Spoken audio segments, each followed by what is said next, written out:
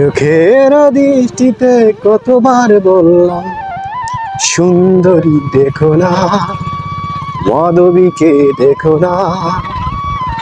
চোখের দৃষ্টিতে কতবার বললাম সুন্দরী দেখো না, ললনাকে দেখো না।